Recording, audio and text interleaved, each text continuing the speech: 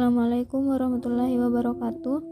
Baik, di sini saya akan menjelaskan sedikit mengenai pendidikan anti korupsi, di mana permasalahan korupsi di Indonesia sudah sampai pada taraf menimbulkan skeptisisme pada semua kalangan, termasuk pada kalangan mahasiswa.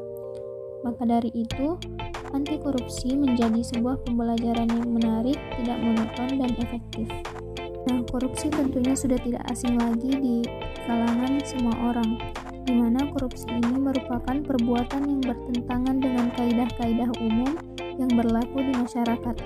Korupsi di Indonesia telah dianggap sebagai kejahatan luar biasa.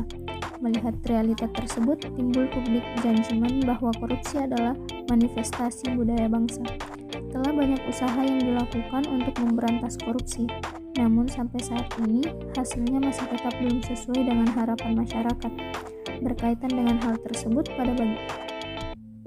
arti kata korupsi secara harfiah adalah kebusukan, keburukan, kebejatan, ketidakjujuran, dapat disuap, tidak bermoral, penyimpangan dari kesucian.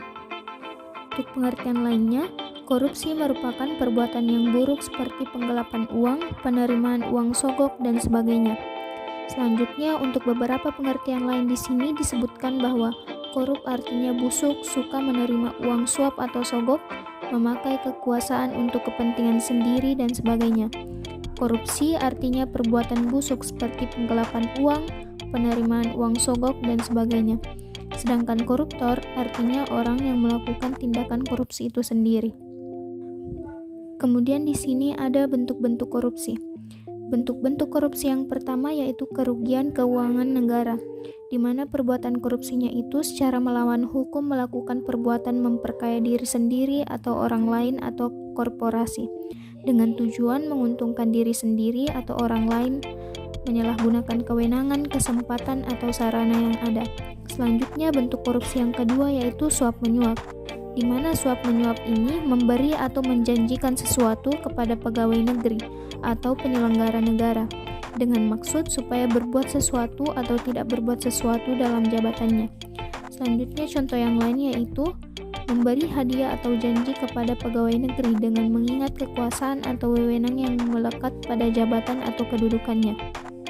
Bentuk yang ketiga yaitu penggelapan dalam jabatan, di mana pegawai negeri atau orang selain pegawai negeri yang ditugaskan menjalankan suatu jabatan secara terus-menerus atau untuk sementara waktu dengan sengaja memalsu buku-buku atau daftar-daftar khusus untuk pemeriksaan administrasi.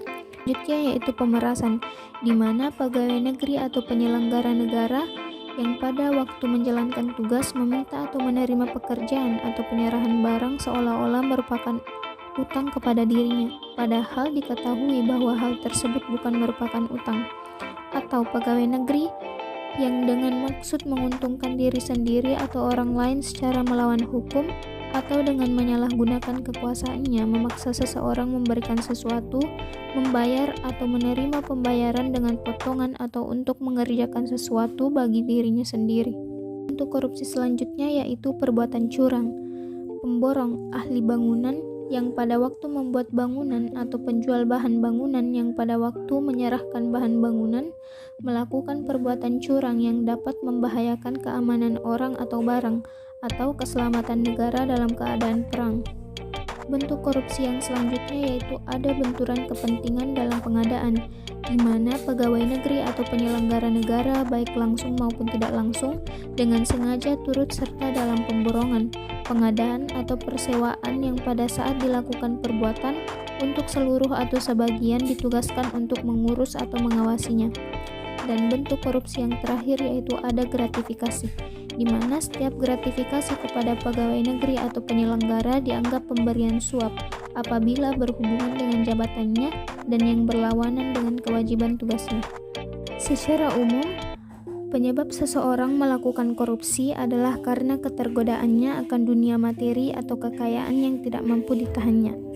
Pandangan lain mengidentifikasi faktor-faktor penyebab terjadinya korupsi antara lain yaitu yang pertama, aspek perilaku individu, yang kedua, aspek organisasi, dan yang ketiga, aspek masyarakat tempat individu dan organisasi berada. Baik, mungkin itu saja yang sempat saya sampaikan pada kesempatan kali ini.